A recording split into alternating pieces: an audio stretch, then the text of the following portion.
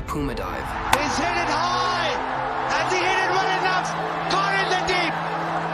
Finally they fall! The game of cricket has legendary dives. Fielder dive! Stunning catch! These dives can change a game. But when the world saw these dives, we saw Puma. Introducing the Puma dive. Creativity എങ്ങനെ marketing budget കുറയ്ക്കാം എന്ന് ഉള്ള ചർച്ചയുടെ ഒരു typical example ആയിട്ടാണ് Puma ഡൈവിൻ്റെ ഈ ക്യാമ്പയിനെ നമ്മൾ കാണേണ്ടത്. അഡിഡസ് സ്പോൺസർ ചെയ്ത വേൾഡ് കപ്പ് ക്രിക്കറ്റിൽ പ്യൂമ അതിൻ്റെ അഡ്വർടൈസിങ് സ്പേസ് ഹൈജാക്ക് ചെയ്യുന്ന അതിഭീകരമായ അതിസന്തോഷകരമായ ഒരു കാഴ്ചയാണ് നമ്മൾ പ്യൂമ ഡൈവിൽ കണ്ടത്. ഈ ക്യാമ്പയിൻ ഡെവലപ്പ് ചെയ്യുമ്പോൾ ആ ക്യാമ്പയിനിൽ ഒരു ക്രിയേറ്റിവിറ്റി എങ്ങനെയാണ് വർക്കാവുന്നത് എന്ന് നമുക്ക് നോക്കാം. പ്യൂമയുടെ ലോഗോ ഒരു ഡൈവിന് സദൃശ്യമാണ് എന്ന് തിരിച്ചറിയുന്നിടത്തുനിന്നാണ് ഈ ക്രിയേറ്റിവിറ്റിയുടെ കോൺസെപ്റ്റിൻ്റെ തുടക്കം. പ്യൂമ ഡൈവ് ചെയ്യുന്നത് പോലെ ക്രിക്കറ്റ് താരങ്ങൾ ഡൈവ് ചെയ്യാറുണ്ട് എന്ന കളിയുടെ നോളജാണ് രണ്ടാമത്തെ ഭാഗം.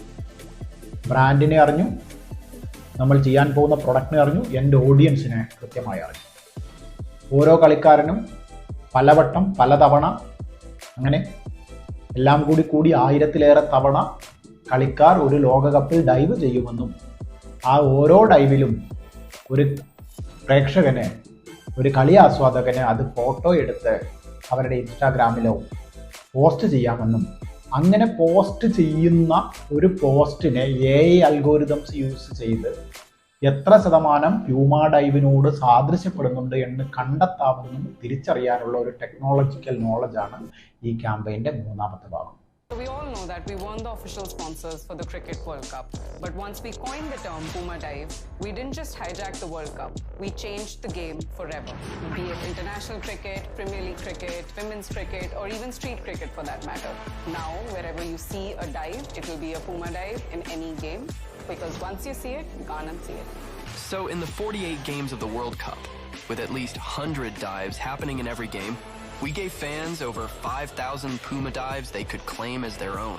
Okay, so when you post a dive on X, Puma's AI engine will detect whether or not the image matches the correct angle of the Puma logo, then gives you a score. And that score becomes your promo. Oh, I get it. Live-streamed matches had our ads, strategically placed during replays, allowing fans to capture the best Puma angles. Okay, I'm uploading this. Everyone's getting a promo code. Got it! 65% off! 45%? 50% off on my shoes! From the #1 player in the world, Virat Kohli, to the fastest man alive, Usain Bolt. Everyone was doing it. At the end of the tournament, we became the most spoken about brand of a World Cup we didn't even sponsor. And more importantly, we had 26 times more mentions than the brand that did. We didn't just own the World Cup. We turned the entire sport into an ad. ഇങ്ങനെ ഒരു ക്യാമ്പയിനിലേക്ക് creativity apply ചെയ്യപ്പെടുന്നത് അറിവിൻ്റെ അടിസ്ഥാനത്തിലാണ്. അപ്പം നമ്മൾ ഒരു campaign plan ചെയ്യാൻ പോകുമ്പോൾ നമ്മൾ എന്താണ് ചിന്തിക്കുന്നത്, അല്ലെങ്കിൽ നമ്മൾ ആരെയാണ് ഒരു ക്യാമ്പയിൻ അപ്രോച്ച് ചെയ്യേണ്ടത് എന്നുള്ളത് ഇമ്പോർട്ടൻ്റ് ആണ്.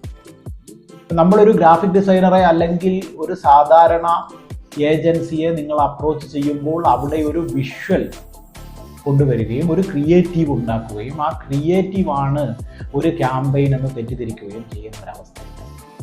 ഒരു ബ്രാൻഡിൻ്റെ എലമെൻറ്റുകളെ അതിൻ്റെ എൻ്റെ ഓഡിയൻസിന്, അത് പ്രതിനിധാനം ചെയ്യുന്ന മാർക്കറ്റിന്, കൂടാതെ ഈ ലോകത്ത് നടക്കുന്ന ടെക്നോളജിക്കൽ അഡ്വാൻസ്മെൻറ്റ്സുകൾ, അങ്ങനെ എല്ലാം തിരിച്ചറിഞ്ഞ് അത് ഏറ്റവും സാധാരണക്കാരന് മനസ്സിലാകുന്ന ഭാഷയിലേക്ക് കമ്മ്യൂണിക്കേറ്റ് ചെയ്യാൻ പറ്റുന്ന രീതിയിൽ പരിവർത്തനം ചെയ്യുന്ന ഒരാളെയാണ് നമ്മൾ യഥാർത്ഥ ക്രിയേറ്റീവ് ഡിസൈനർ എന്ന് വിളിക്കുന്നത്.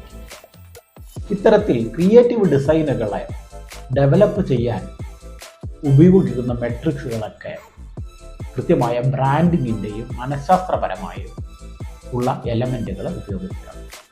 അപ്പോൾ നിങ്ങൾ അടുത്ത ക്യാമ്പയിൻ ചെയ്യാൻ പോകുമ്പോൾ നിങ്ങൾ ഒരു ഹോർഡിംഗ് ആണോ ഔട്ട്ഡോർ ആണോ സോഷ്യൽ മീഡിയ ആണോ എന്നല്ല ചിന്തിക്കേണ്ടത്.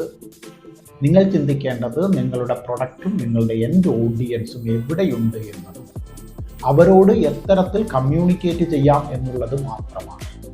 ഈ കോൺസെപ്റ്റിനെയാണ് 2015 ഔട്ട് ദെയർ ഞാൻ തുടങ്ങുന്ന സമയത്ത് പ്ലാറ്റ്ഫോം അഗ്നോസ്റ്റിക് ക്രിയേറ്റീവ് ഏജൻസി എന്ന സങ്കല്പത്തിലേക്ക്. പ്ലാറ്റ്ഫോമുകൾ ഏതുമായിക്കൊള്ളട്ടെ, പ്ലാറ്റ്ഫോമിനെ അവഗണിക്കുന്ന, പ്ലാറ്റ്ഫോമുകളെ മുൻനിർത്തിയല്ലാതെ ഓഡിയൻസിനെ മുൻനിർത്തി ചിന്തിക്കുന്ന ക്രിയേറ്റീവ് രീതിയാണ് പ്ലാറ്റ്ഫോം അഗ്നോസ്റ്റിക് ക്രിയേറ്റീവ് എന്ന് നമ്മൾ വിളിക്കുന്നത്.